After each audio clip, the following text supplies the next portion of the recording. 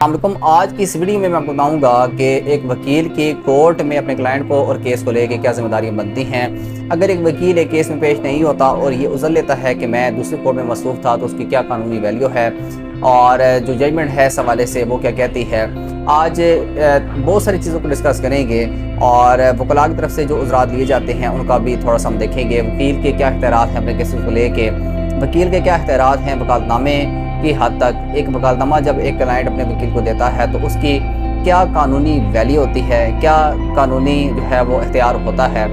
और मज़ीद ये है कि अगर वकालतनामा दे दिया जाए तो फिर जो बयानात होते हैं वकला की तरफ से उसकी क्या कानूनी वैल्यू होती है। आज वो चंद एक चीज़ों के बारे में हम थोड़ा सा जानेंगे जो कि वकील से रिलेटेड हैं।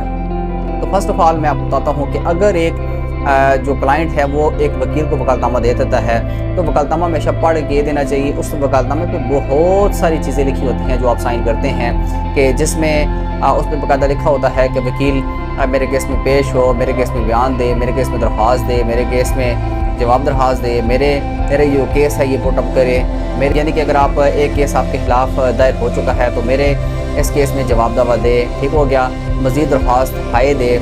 यानी कि ये सारी की सारी चीज़ें लिखी होती हैं। मेरे यहाँ पे कोई भी बयान दे ये सारी की सारी चीज़ें उसमें लिखी होती हैं। और अगर मैं पेश नहीं होता तो मेरा वकील पेश हो, मेरा वकील इस केस में अपील करे या अपील का जवाब दे, तो ये सारी की सारी चीज़ें लिखी होती हैं। और एक जो क्लाइंट होता है, एक जो फ़रीक़ मुकदमा होता है, अगर वो वकील हायर करता है तो ये सारी की सारी चीज़ें फिर एक वकील कर सकता है दस्तखत करने के बाद वकालतनामे पे।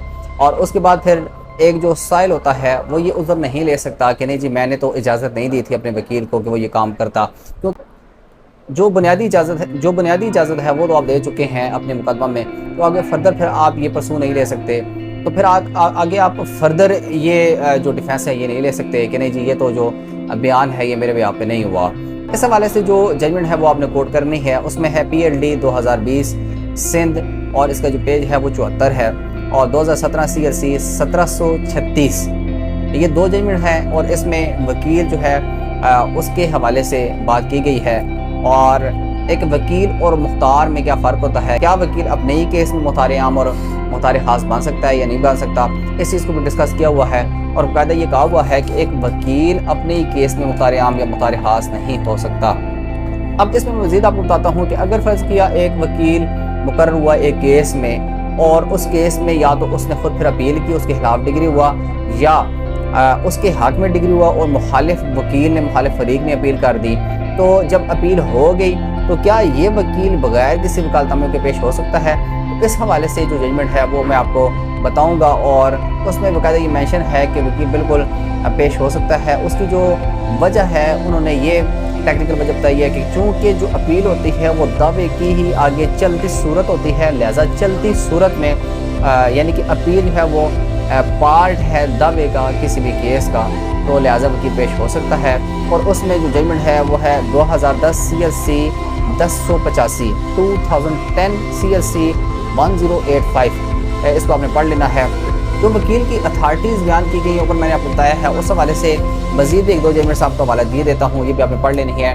2018 CLC 75 और 2005 SCMR 946, 2005 SCMR 946, ये भी आपने पढ़ लेनी है। इसमें जो वकील की अथॉरिटी होती है वो सारी की सारी बयान की गई है। अगर एक कस्टमर, एक क्लाइंट, एक फरीक मुकदमा किसी को वकील मुकर्रर करता है तो वो कौन कौन से ऐसे इख्तियारात हैं जो वकील को मिल जाते हैं, तो ये सारी की सारी चीज़ें इसमें डिस्कस की गई हैं। अब जो आपको मैंने शुरू में ये बात बताई थी कि एक वकील जब ये उज़र लेता है कि मैं किसी दूसरे मुकदमा में मसरूफ़ हूँ और मैं इस कोर्ट में पेश नहीं हो सकता या फ़लाँ टाइम तक पेश नहीं हो सकता, और इस दौरान अगर केस फरीक मुकदमा के ख़िलाफ़ हो जाता है तो उसको सेट असाइड किया गया है या नहीं किया गया, या किया जा सकता है या नहीं किया जा सकता। तो इस हवाले से आपको दो जजमेंट का हवाला दिए देता हूँ।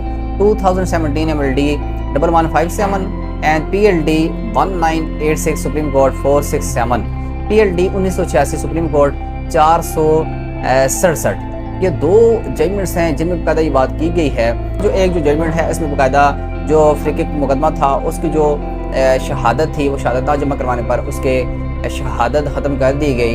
तो जो अपीलेट कोर्ट है उसने ये बात कही, क्योंकि काफ़ी मौके दिए कि फरीक मुकदमा को भी और वकील को भी, और जिस दिन ये अदम शहादत में खारिज हुआ उस दिन वकील नहीं था और उस दिन हड़ताल भी थी। तो हड़ताल का जो एक उज़र लिया जाता है बहुत ही ज़्यादा, तो इस केस में बाकायदा अपीलेट कोर्ट ने ये हेल्ड किया कि चूँकि आपको बहुत ज़्यादा मौके दिए गए थे, ये आपका काम बनता है कि आप अपने वकील को पेश करवाते, लिहाजा जो उनकी आइनी जो पटिशन थी वो खारिज कर दी गई। तो ये आपने कुछ जजमेंट्स हैं ये लाजमन पढ़नी है ताकि आपको वकील के इख्तियारात, उनके जो उज़रात हैं उनका पता चल सके, जो हड़तालें हैं उनके हवाले से आपको पता चल सके कि हड़ताल के दौरान बिल्कुल आपकी ज़िम्मेदारी ख़त्म नहीं हो जाती। लिहाजा ये जो जजमेंट्स आपने लाजमी पढ़नी है। इंशाल्लाह अब नेक्स्ट मिलेंगे एक अच्छी और ज़बरदस्त वीडियो के साथ, तब तक इजाज़त दीजिए। बहुत बहुत शुक्रिया। अल्लाह निगहबान।